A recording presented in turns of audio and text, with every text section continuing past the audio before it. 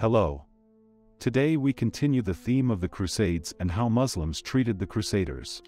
In this video I will tell you about the quality of the Europeans that made Muslim authors respect and admire them, even in spite of all the curses that came down on the Crusaders.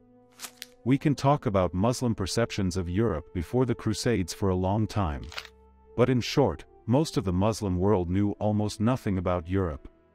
And in principle, they were not particularly interested in these lands.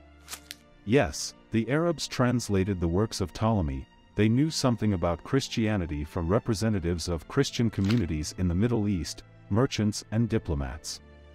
But the Muslim world could not live without news from Europe. Even before the Crusades, a stereotypical image of Europeans had been formed. And with the beginning of the First Crusade, this image was fixed in the perception of Muslims. The Crusaders were crude barbarians, rude, dirty, and smelly beasts, who, on top of everything else, had no sense of jealousy. But amidst all these negative traits, Muslims emphasized the incredible courage and bravery of the inhabitants of Europe. They wrote about their courage even before the Crusades, but after they encountered the Crusaders in person, the Muslims were finally convinced of that. Osama ibn Munkid, an Arab writer, military commander, and author of the famous anecdote about a European in a hammam, cannot fail to note the courage of the Franks. The Franks, may God make them helpless.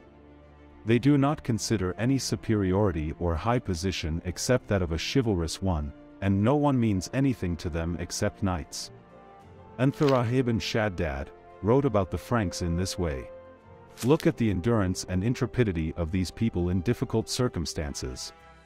Nur al-Din Mahmud, an important figure in the Second Crusade, is credited with the following statement. I fought only the most courageous men, the Franks. Also, the religious fervor of the Christians was greatly respected and recognized by Muslims. This quality was exemplified by Imad al-Din Zengi, a Seljuk military commander, who presented the zeal of the Franks in the cause of faith as a model for the waning morale of Muslims. He praises Christians for pursuing their goals with courage and spending their wealth on the needs of their faith. Muslim authors also note the bravery of Crusader leaders such as Richard the Lionheart. In his account, Ibn al-Athir, a famous and influential Arab historian, writes the following. He was an outstanding man of his time in terms of courage, cunning, fortitude, and patience. Because of him the Muslims had to undergo a cruel ordeal of unprecedented calamities.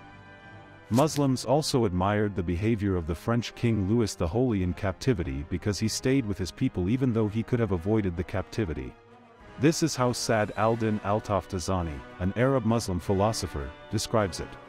If the Frenchman had wanted to flee, he could have done so, but he chose to stay in the heart of the battle to protect his men.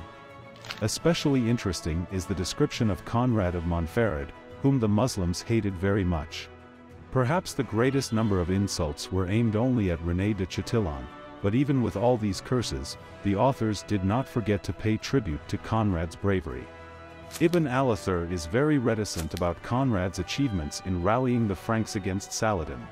He ruled well enough and went to the extreme of fortifying the city of Tyre. He was a devil in the form of a man, but was proficient in government and defense. And he had great courage. Ibn Shaddad did not hesitate to describe the Crusaders. Conrad was the most fearless and the most powerful of the Franks in battle. He was also the most skillful in government. He is one of the greatest tempters drawn to unbelief. The most seductive devil, the most predatory wolf, the most vicious jackal, the most unclean dog. He was the true embodiment of the insidious tyrant. For him and others like him the underworld was created. Thus, if you read the Muslim sources, you will see the following. Christians were hated as fools, ignorant, and barbarians. But no matter how they were tried to be embarrassed and disfavored, they could not fail to notice the courage of the Crusaders. It was for their courage and bravery that Christ's warriors earned respect among Muslim authors.